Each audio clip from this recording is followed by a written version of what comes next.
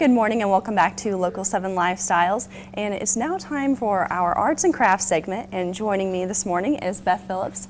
Now, Beth, thank you so much for joining us this morning. And I'm glad to be here. Yes, and tell me what we're making today. I've been looking forward to this all morning long. Well, it's getting colder because it's officially fall now, so I thought what a great project would be to do some easy fall scarves that require little to no sewing skills.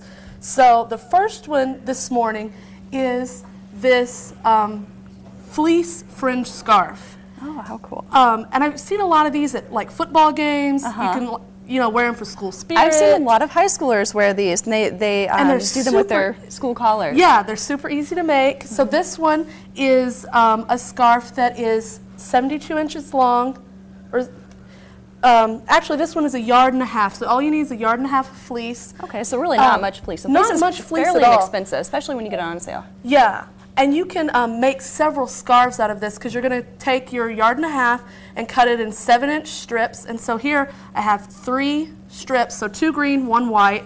And all you'll do, I have a pair of scissors for you. All right. You can start at one end, and all you do is just cut 1-inch segments on each side. And just make sure you don't cut over your center stitching line. Okay. And so you would just keep sewing. You can kind of eyeball it, and so keep cutting 1-inch strips, and you'll start getting fringe. Oh, okay. And then you just do that on both sides, and then you end up with this one.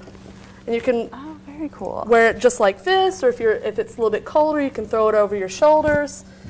And that would be just a great project for maybe just 2 high school students, or even Fun a parent project. who wants to give their son or daughter something to wear to the football games. And it's a great introductory to sewing too if you don't know how to sew, because all you have to do is sew a straight line. And it doesn't even have to be perfectly straight down the center, because you're going to cut the fringe and nobody will ever see your sewing line. Yeah, exactly, because this one you can't see it at all unless you're really looking for it and you peel it back. Yeah. So it's a fun scarf to do. The next scarf is just a simple plaid scarf. There's tons of great plaids out there at the sewing and craft stores. And this one I loved. It's very fall colors. And so what you need for it is 2 yards of fabric. Okay. And then what you're going to do is you're going to cut it into, think this is 11 inches wide, and you want to fringe the bottom of it. And to fringe the bottom of it, like I have on this side, you just take a seam ripper, and you're going to pull out the threads that run across the width of the scarf. And you'll pull out the threads. Let's see if I can find one here to pull out. And it's easier if you have a seam ripper. And now a seam ripper, where do you get that at? Any craft store will have them. A lot of sewing machines come with one. And see, here's this. Just pull. That one broke. And they will break, but you just keep pulling them out. And you can kind of see here at the end all the threads. Yeah. And it'll bunch up a little bit on you, and then you just pull it out, and you just keep pulling, and then eventually I did a 3-inch fringe. Okay. And what's great about plaid is you can use your stripes to see how far to go. You don't have to keep measuring. You go, okay, I know I'm going to go to that brown stripe, and you just pull out the fringe until there. And even braided a little in the middle. Yeah.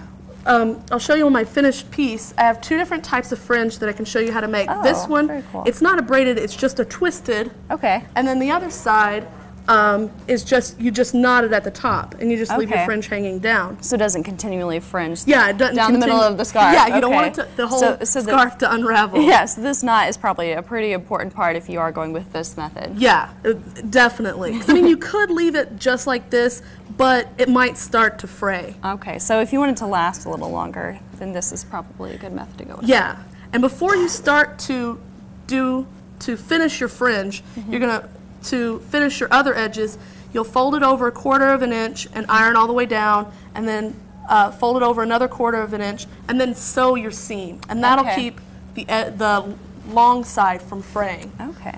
And then I'll show you how to do the twisted fringe. I really like it. It's a lot of fun.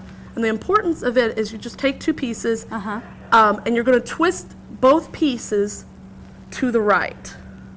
You twist until you've built up enough twist, You can tell if you've built up enough twist if when you kind of let go, it kind of kinks on coils itself. a little bit. Yeah.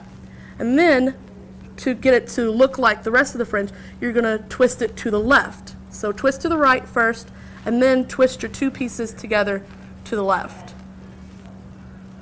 And then you've got your coiled fringe. And then just hold them together. And it's kind of deceiving because it does look like a braid. Yeah, it does look like a braid. It's really fun. And then just knot it at the end.